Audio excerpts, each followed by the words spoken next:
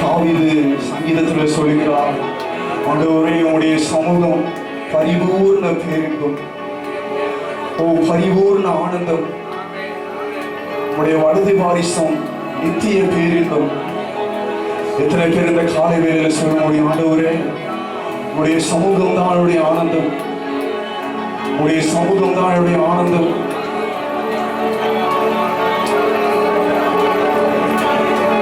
ஆண்டவரே நீர் இல்லாத வாழ்க்கை எங்களுக்கு வேண்டாம், உம்முடைய சமூகம் இல்லாத வாழ்க்கை எங்களுக்கு வேண்டாம் என்று சொல்லுகிறது. காலை வேளையில உண்மையோடு கூட ஆண்டவரே உடைய சமூகதான் ஆண்டவரே அவனுடைய ஆனந்தம் என்று சொல்லுவோமா?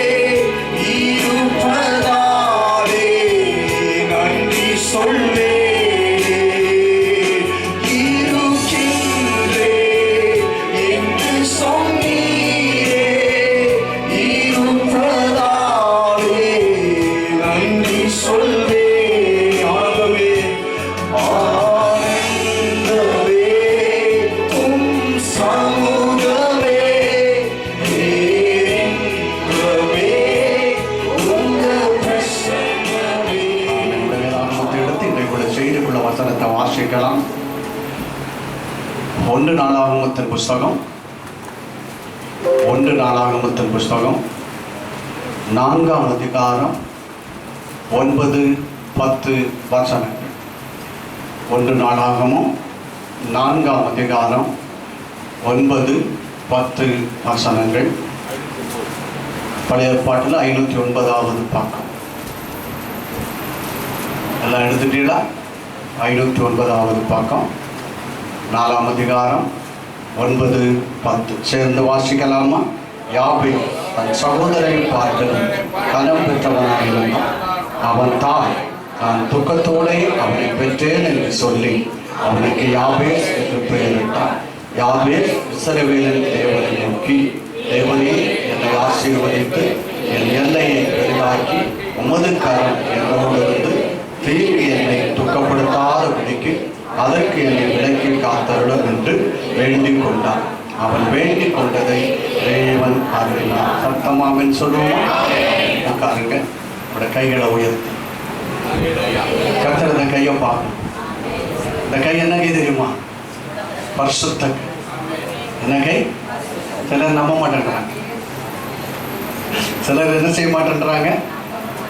என் கையா பாஸ்டர்? நான் சொல்கிறேன், ஆமாம் உங்கள் கை தான். இந்த கை என்ன கை? வருஷத்த கை தானே? கை இல்லையா? இருக்கேன், நான் தான் பார்க்குறேன். எல்லாம் கைகளை உயர்த்திருக்கீங்களா? எல்லாம் கைகளை உயர்த்தி ஒரு 3 முறை கர்த்தரை மகிமைப்படுத்தலாமா? எனக்கு பின்னால் நீங்கள் முந்திரக்கூடாது. அல்லேலூயா. இவ்வளோதான் சத்தமா? அல்லேலூயா. இவ்வளோதான் சத்தமா? அல்லேலூயா. நன்றி. தொடர்ந்து வசனத்தை கவனிப்போம். இன்றைக்கு நம்ம பார்க்க போகிற செய்தியினுடைய தலைப்பு வேதாகமத்தில் உள்ள யாபேசன் வாழ்க்கையும் ஜபம். யாபேசன் வாழ்க்கையும் ஜபம். கர்த்தருக்கு மகிமை உண்டாகட்டும். அன்பானவர்களே, இந்த வசனத்தில் தான் நீங்கள் பார்த்தீங்கன்னா ஒரே வசனத்தில் வருது அவனுடைய ஜபமும் அவனுக்கு ஆண்டவர் கொடுத்த பதில். தெரியுமா? மற்ற வசனங்களில் படிக்கும்போது பதில் அடுத்த வசனத்திலேயோ பின்னாலே வரும். ஆனால் இந்த வசனத்தில் மட்டும்தான் யாக்கோபு யாவே ஜெபிச்சான். அவன் வேண்டிக் கொண்டதை தேவன் என்ன பண்ணினாரு? அருளினா என்று சொல்லி பார்க்கணும். ஒருவேளை நிறைய நேரங்களில் இந்த செய்தியை நீங்கள் கேட்டிருக்கலாம், இந்த வசனத்தை படித்திருக்கலாம். இன்றைக்கு இந்த வசனத்தின் மூலமாய் தேவனுடைய ஆவியானவர் நமக்கு சபைக்கு தருகிற வார்த்தைகள் என்ன செய்வோம்? நம்ம கேட்போம். எத்தனை பேர் ஆயத்தமாக இருக்கிறீங்க? எத்தனை பேர் ஆயத்தமாக இருக்கிறீங்க? எத்தனை பேர் ஆயத்தமாக இருக்கிறீங்க? அல்லேலூயா, அல்லேலூயா. வேதம் நமக்கு சொல்லிக் கொடுக்கிறது. 9வது வசனத்தை வாசிக்கலாமா?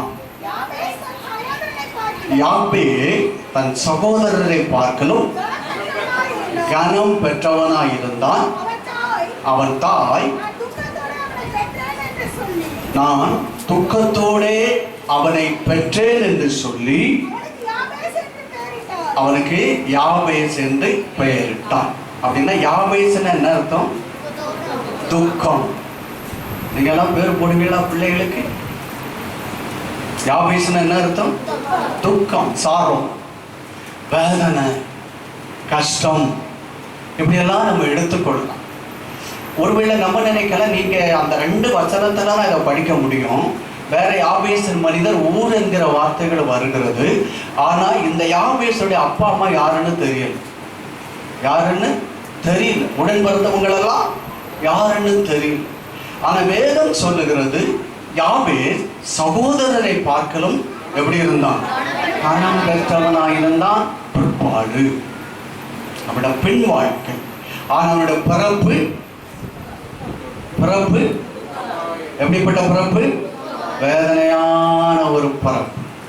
வசனம் சொல்லுகிறது, அவன் தாய் அவனை துக்கத்தோடு பெற்றேன் என்று சொல்லி அவனுக்கு என்ன பேர் வச்சா?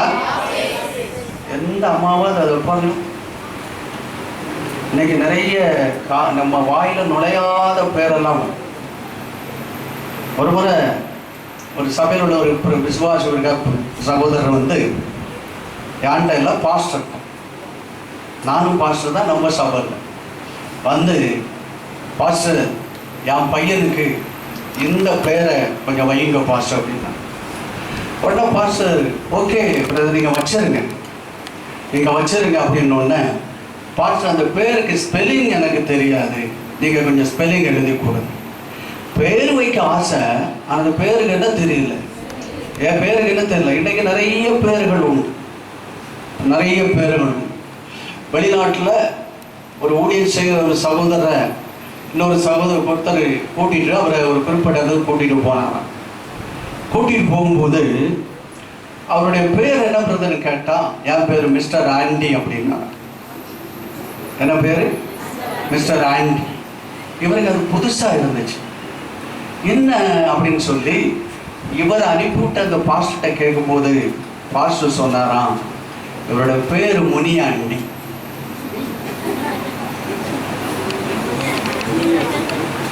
தெரியுமா உங்களுக்கு? நிறைய பேர் வளர்ந்தோட பேரை மாற்றிடலாம். தெரியுமா? நிறைய பேர் என்ன செஞ்சிடறாங்க?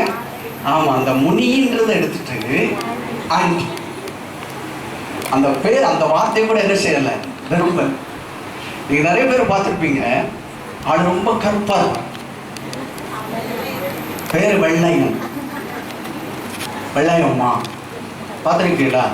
நிறைய இப்படிப்பட்ட பேரெல்லாம் வைப்பாங்க. அவங்களுக்கு அதுக்கும் சம்பந்தமே இல்லை. ராகேல் இரண்டாவது குழந்தையாக அவள் கற்பம் தரித்து அவள் சாகிற கண்டிஷன்ல தான் யாரு பிறந்தது? யாரு பிறந்தது? பென்யமீன். ஆனா பென்யமீனுக்கு அவங்க அம்மா வச்ச பேரு பெனானியா, பென்னூனி, ஏதோ ஒண்ணு வரும். சரி, பெனான். அந்த பேரோட அர்த்தம் என்னன்னா, நீ சாபம் பிடிச்சவன்ற. அவங்க அப்பா பார்த்தாரு, ஐயோ மனைவி செத்து விட்டா, இந்த பிள்ளைக்கு அப்படிப்பட்ட சாபம் வரணுமான்னு கேட்டுதான் யாக்கோபு என்ன பண்ணிட்டான்? பென்யமீன் என்ற பெயரை வச்சான். கர்த்தருக்கு மகிமை உண்டாகட்டும். இன்னைக்கு நீங்கள், நானும், உங்களுக்கு, எனக்கு நிறைய பேர் நிறைய நல்ல நல்ல பட்டா பாரெல்லாம் வைப்பான். தெரியுமா உங்களுக்கு? சிலருக்கு பார்த்தீங்கன்னா அவங்களோட சொந்த பேரை விட அவங்க மற்றவங்க கூப்பிட்ற பேர் தான் பிரபலமாய். அவன் நல்ல வாட்டர் சாடமா, என் சோனிங்க அவங்க, தெரியுமா? தெரியுமா? சிலர் ஒன்றும் இல்லை, நல்ல பகை கருப்பிங்க வாங்க. கடைசியில் நாளர்கள் அந்த பேர் தான் அவங்களுக்கு என்ன பேர் ஆயிடுது? அந்த பேர் ஆயிடுது. இந்த ஆவேசுக்கும் அவன் கொஞ்சம் கொஞ்சமாக வளர்ந்து வரான். எல்லாரும் என்ன கூப்பிட்டுருப்பாங்க? ஏய் துக்கம், ஏய் துக்கம் அப்படின்னு என்ன பண்ணானோ, இவங்க அம்மா என்ன தப்பு பண்ணானோ, இவங்க அப்பா என்ன தப்பு பண்ணாரோ, இவனுக்கு என்ன போய் துக்கம் வந்தானோ, அவன் வாழ்நாளில் குழந்தையா இருக்கும் பிரச்சனை நேரங்களில் அவன் துக்கம் மிகுந்த ஒருத்தனாக இருக்கும். இன்றைக்கு இந்த வார்த்தையை கேட்டுக்கொண்டிருக்கிற சகோதரா சகோதரி, கர்த்தருடைய பிள்ளைகளை, உங்களுடைய வாழ்க்கையிலும் அநேக நேரங்களில் நீங்கள் துக்கம் உள்ளவர்களாக இருந்து கொண்டிருக்கலாம். ஆனால் கர்த்தருடைய வசனம் அவனை தேவன் அல்லது சகோதரத்தில் ஆசீர்வதித்தார் என்பதை 9ஆம் வசனத்தோட முதல் பகுதியிலே கர்த்தர் கொண்டு வர்றாரு. யாவே தன் சகோதரர்களை காட்டிலும் கனம் பெற்றவனாயிருந்தான். ஆமென் சொல்லுங்க, ஆமென் சொல்லுங்க, சத்தமா ஆமென் சொல்லுங்க. ஒருவேளை கனம் பெற்றவனாய் இருந்தான் அப்படின்றதுக்காக நம்ம நினைக்கலாம், ஆண்டவர் அவனுக்கு நிறைய உலக பிரகாரமான சொத்தெல்லாம் கொடுத்து கர்த்தர் அவனை ஆசீர்வதிச்சார்னு நினைக்கலாம். ஆனா இஸ்ரவேல் ஜனங்களுக்கு தேசத்தை பிரித்து கொடுக்கும் போது எல்லாருக்கும் நிறைய காணியாட்சிகளை கர்த்தர் கொடுத்தான். அல்லேலூயா சொல்லுங்க, அல்லேலூயா சொல்லுங்க. இவன் சொத்து இல்லாததுனால, வசதி இல்லாததுனால, பணம் இல்லாததுனால இவன் ஒருவேளை துக்கம் உள்ளவனாய் இந்த உலகத்தில் பிறந்தான் என்பதை நீங்கள் நானும் நினைத்து விடக்கூடாது. கர்த்தருக்கு மகிமை உண்டாகட்டும். ஆனால் வேதம் சொல்லுகிறது, இந்த யாவே தன் சகோதரரை பார்க்கணும் எப்படிப்பட்டவனாய் இருந்தான்? கனம் ஆன ஒரு மதிப்பு மரியாதை உள்ளவனாய் இருந்தான். இவனோட பின்னணி ஒன்றுமே இல்லாத ஒரு பின்னணி. கர்த்தருக்கு மகிமை உண்டாகட்டும். அவனுடைய முன் வாழ்க்கையை நீங்கள் பார்த்துக் கொள்வீர்கள் என்றால், அவன் புறக்கணிக்கப்பட்டவனாக அவன் இருந்தான், வெறுக்கப்பட்டவனாக இருந்தான், சமுதாயத்திலே யாரோடும் இசைந்து போகாதவனாக, அவன் புறக்கணிக்கப்பட்டவனாக இருந்த யாவே அவன் சகோதரரை பார்க்கலும் கனம் பெற்றவனாய் இருந்தான். காரணம் என்ன என்பதை நான் உங்களுக்கு பின்னாலே சொல்லுகிறேன். வேதாகமத்தில் நீங்கள் நானும் படிக்கும் போது கர்த்தருக்கு மகிமை உண்டாகட்டும், எதற்குமே தகுதி இல்லாத புறக்கணிக்கப்பட்டவர்களை தேவன் ஆசீர்வதித்து கனமுள்ள பாத்திரங்களாய் இந்த உலகத்தில் தேவன் வைத்திருக்கிறார். கும்கும்னு அந்த சத்தம் வருது பிறகு கொஞ்சம் பாருங்க. கனமுள்ள பாத்திரங்களாய் தேவன் இந்த உலகத்தில் வைத்திருக்கிறார். எனக்கு அன்பான கர்த்தருடைய பிள்ளைகளே, இந்த யாபேஸ் கனம் பெற்றவராய் இருந்ததனுடைய காரணம் என்னவென்று சொன்னால், வேதம் சொல்லுகிறது, அவனுடைய பணமோ அல்லது வசதியோ அந்தஸ்தோ பதவியோ உலகத்தில் எந்த ஒரு காரியமும் அல்ல.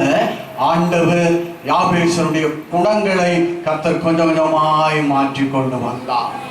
உலகத்தில் மற்றவர்கள் எல்லாரும் அவனை புறக்கணித்து பேசும்போது அவனுக்கு எத்தனை வேகம் வரும், எத்தனை கோபம் வரும், எத்தனை அவன் எழும்பி நின்று இவன் ஏதாவது பண்ணலான்ற எண்ணம் வரும். ஆனால் அவன் சகோதரன் மற்ற கனம் பெற்றவனாய் இருப்பதற்கு அவனுடைய நல்ல குணம் இருந்தது. அல்லேலூயா. அவன் நேர்மை உள்ளவனாக இருந்தான். கர்த்தருக்கு மகிமை உண்டாகட்டும். அவன் கர்த்தருக்கு பயந்தவனாக இருந்தான். ஆண்டவரை தேடினவனாக இருந்தான். ஆண்டவரை கனப்படுத்தினவனாக இருந்தபடியினாலே என் ஆண்டோட வசனம் சொல்லுகிறது, ஆண்டவர் யாபேசை என்ன செய்தார்? கனப்படுத்தினார். ஏலி குடும்பத்துக்கு ஆண்டவர் எச்சரிப்பை கொடுக்கும் போது என்ன சொல்லுகிறார் என்று சொன்னால், நீங்கள் வாசியுங்கள். கர்த்தருடைய வசனம் நமக்கு கற்றுக் கொடுக்கிற காரியம் 1 சாமுவேல் 2ஆம் அதிகாரம் 30வது வசனம். 1 சாமுவேல் 2ஆம் அதிகாரம் 30வது வசனம்.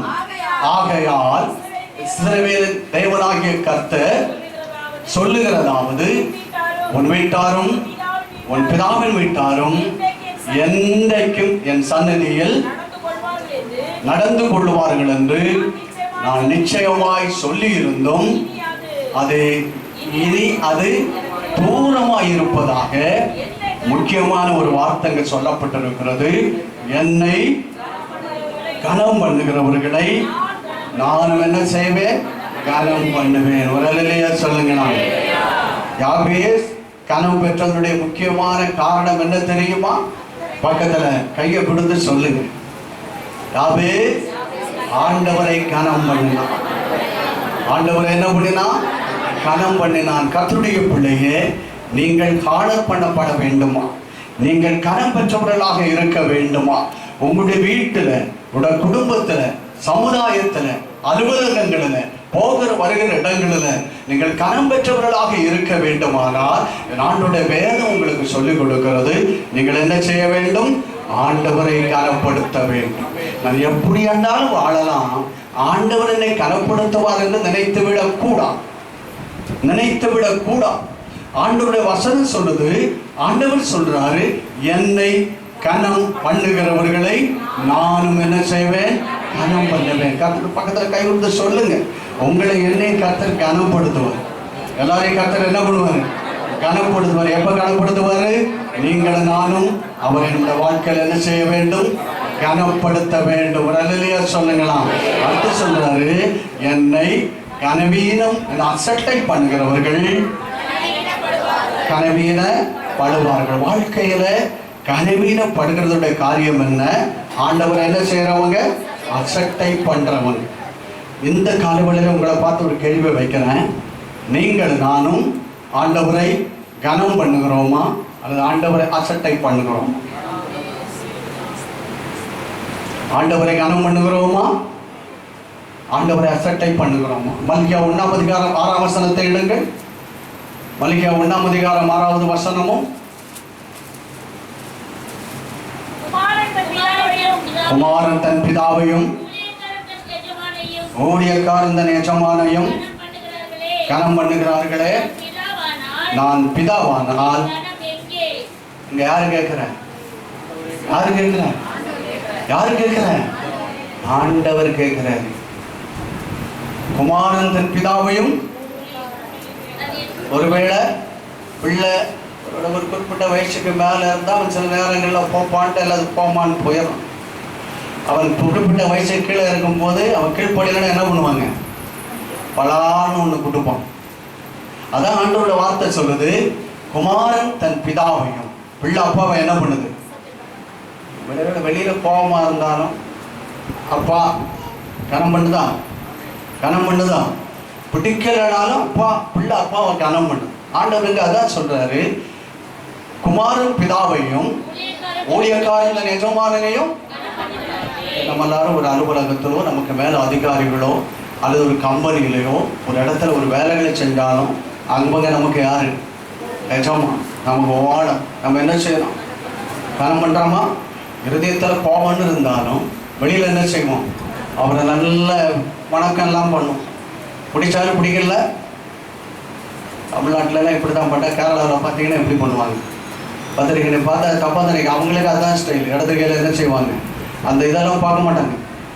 இடது கையில் என்ன செய்வாங்க? விஷ் பண்ணிட்டு போயிட்டே இருப்பான் இல்லையா? இங்கே சொல்றாரு, குமாரன் பிதாவையும் ஊழியக்காரன் எஜமானையும் என்ன செய்கிறார்கள்? கனம் பண்ணுகிறார்கள். நான் பிதாவானா? இந்த வார்த்தை சொல்லி சொல்லுங்க, நான் பிதாவானார். அடுத்து நீங்க சொல்ல வேண்டாம், இந்த வார்த்தை சொல்லணும், நான் பிதாவானார். அந்த வார்த்தை அடுத்து சொல்லாதீங்க. எதை சொல்லணும்? என் ஆண்டவர் எனக்கு பிதாவா இருக்கிறதுனால நான் அவர் என்ன செய்வேன், நான் அவரை செல்லுவேன். கர்த்தர் கேட்கிறாரு, என் கனம் எங்கே? எத்தனை பேர் ஆண்டவரை கனப்படுத்துறீங்க? எத்தனை பேர் ஆண்டவரை கனப்படுத்துறீங்க? நான் வசனத்தை நிறைய உங்களுக்கு நான் சொல்ல முடியும். ஆண்டவரை, கர்த்தருடைய பிள்ளையே, எந்த சூழ்நிலையிலும் நீ கனப்படுத்துகிற ஒரு கர்த்தருடைய பிள்ளையா இருப்பாயானா, ஆண்டவருடைய வார்த்தை சொல்லுது, ஆண்டவர் உங்களையும் உங்களுடைய சந்ததிகளையும் ஆண்டவர் கனப்படுத்தும். சரியா? எனக்கு கொடுக்கிற கனம் எங்கேன்னு கேட்கிறாரு. நான் எஜமானனால் எனக்கு பயப்படுகிற பயம் எங்கே என்று யாரு கேட்கிற? யாரு கேட்கிற? சேனைகளின் கர்த்தர் தமது நாமத்தை அசட்டை பண்ணுகிற ஆசாரியர்களாகிய உங்களை கேட்கிற. நீங்க சொல்லலாம், பாஸ்டர் நாங்க இல்லை, நீங்க தான் ஆசாரி. அக்கிச்சிருவோம் பார்த்துருக்கீங்களா? பதில் எதுல அம்புல வந்து தெரிக்கிற மாதிரி என்ன செய்யும்? வெளியில வர்ற அம்பு போல, துப்பாக்கியில வர்ற குண்டு போல என்ன செஞ்சிருவான்? பாஸ்டர் அங்க சொல்லி இருக்கிறது ஆசாரியர், அது எங்களுக்கு இல்லை. அதுக்கு யாருக்கு பொருந்தும்? உங்களுக்கு தான் பொருந்தும். வெளிப்படுத்தல் 1:6 படிங்க. வெளிப்படுத்தல் 1:6. நம்மிடத்தில் அன்பு கூர்ந்து தமது இரத்தத்தினாலே நம்முடைய பாவங்களை நம்ம கழுவி நம்முடைய பிதாவாகிய தேவனுக்கு முன்னால நம்மை ராஜாக்களும் ஆசாரிகளும் ஆக்கின அவருக்கு மகிமையும் வல்லமையும் என்னைக்கும் உண்டாவது. அப்ப நீங்களும் நானே யாரு? நீங்களும் நானே யாரு? ராஜாக்களும் ஆசாரியர்கள். ஆமென் சொல்லுங்க. அந்த வசனம் புதிய ஏற்பாட்டு சபைக்கு பொருந்துமா? உங்களுக்கு எனக்கு பொருந்தும். உங்களுக்கு பொருந்துமா? பக்கத்துல கேளுங்களா, இந்த வசனம் உங்களுக்கு பொருந்துமான்னு கேளுங்களா. கொஞ்சம் அந்த உணர்வை உண்டாக்குறதுக்கு தாங்க. கை கொடுத்தீங்களா? கை கொடுத்தீங்களாப்பா? பக்கத்தில் என்னால கொடுக்க முடியலையோ? அப்புறம் உங்களை என்னையும் ஆசாரியர்களாக கர்த்தர் வைத்திருக்கிறார். சபையை பார்த்து தான் கர்த்தர் சொல்றாரு, ஆசாரியர்களை பார்த்து சொல்றாரு, எனக்கு கொடுக்கிற கனம் எங்கே? எனக்கு பயப்படுகிற பயம் எங்கே? இந்த யாபேஸ் ஆண்டவருக்கு பயந்து தன்னோட சுபாவங்களிலே கர்த்தரை தேடி ஆண்டவரை கனப்படுத்தினவனாக இருந்ததுனாலே அந்த முந்தின வாழ்க்கை துக்கமாக இருந்தாலும் வேதனையாக இருந்தாலும் தேவனுடைய பிந்தின வாழ்க்கையை தேவன் கனப்படுத்துகிற வாழ்க்கையாய் கர்த்தர் மாற்றும். உங்களுக்கு சொல்றேன், குடும்பத்தில் புறக்கணிக்கப்பட்டிருக்கிறீர்களா? ஒதுக்கப்பட்டிருக்கிறீர்களா? வாழ்க்கையில உடைஞ்சு போயிருக்கிறீர்களா? வாழ்க்கையில வேதனையோடு கூட இருக்கிறீர்களா? ஆண்டவர் இந்த காலவெளியில உங்களை பார்த்து தான் சொல்றாரு, நீங்க கர்த்தருக்கு கொடுக்க வேண்டிய கனத்தை கொடுங்க, ஆண்டவரை கனப்படுத்துங்க. தேவன் யாபேசை போல உங்களையும் ஒரு கனமுள்ள தேவனுடைய பாத்திரமாய் கர்த்தர் மாற்றுவார் என்பதை இந்த காலவெளியில கர்த்தருடைய வார்த்தையாய் உங்களோடு கூட சொல்லிக் கொள்ளுங்க. அல்லேலூயா, அல்லேலூயா, அல்லேலூயா. 9வது வசனம் முடிஞ்சிச்சு. என்னதானே? எல்லாம் முடிஞ்சிச்சு. யாபேஸ் தன் சகோதரை பார்க்கலும் கனம் பெற்றவனாக இருந்தான். அவன் தாய், நான் அவனை துக்கத்தோடு பெற்றேன் என்று சொல்லி அவனுக்கு யாபேஸ் என்று பெயரிட்டான். இந்த துக்கத்தை கர்த்தர் யார் மாற்றினார்? ஆண்டவர் மாற்றினார். ஒரு வசனத்தை வாசியுங்கள். யோவான் எழுதின சுவிசேஷம் 16வது அதிகாரம் 20வது வசனத்தை வாசியுங்கள். 16:21. சரி, 16:20 தான், மன்னிக்கலாம். மெய்யாகவே மெய்யாகவே நான் உங்களுக்கு சொல்லுகிறேன், நீங்கள் அழுது புலம்புவீர்கள், உலகமோ சந்தோஷப்படும். நீங்கள் துக்கப்படுவீர்கள், ஆனாலும் உங்கள் துக்கம் சந்தோஷமாய் மாறும். அல்லேலூயா, அல்லேலூயா. எந்த ஒரு காரியத்தை நினைத்து இந்த காலவெளியில தேவ சமூகத்துல துக்கத்தோடு இருக்கிற கர்த்தருடைய பிள்ளைய, சகோதர சகோதரியை, தாயை, தகப்பன நம்மளை பார்த்துதான் கர்த்தர் சொல்றாரு, நம்முடைய துக்கம் சந்தோஷமாய் மாறும். பலவே பாடலாமா? உங்கள் துக்கம் சந்தோஷம் மாறும், உங்கள் கவலைகள் எல்லாம் மறைந்து விடும். கைகளை தள்ளி பாடுங்க.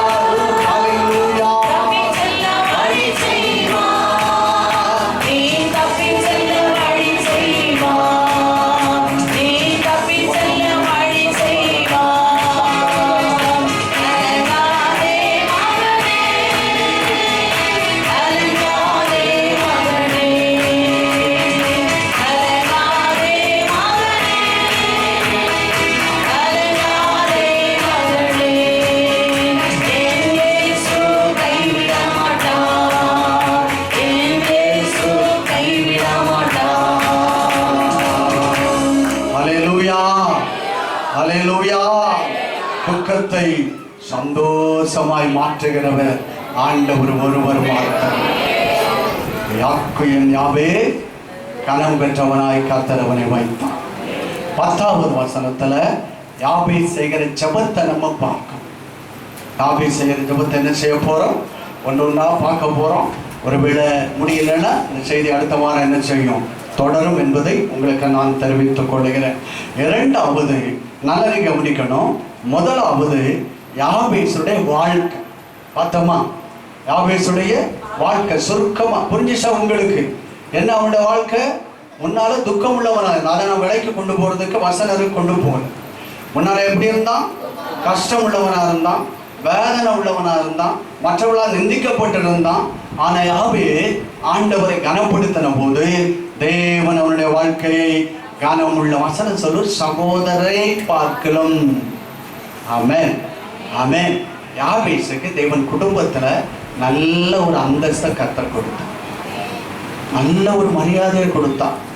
குடும்பத்தில் அத்தனை பேரை காட்டிலும் யாபேஸ் எப்படி இருந்தான்?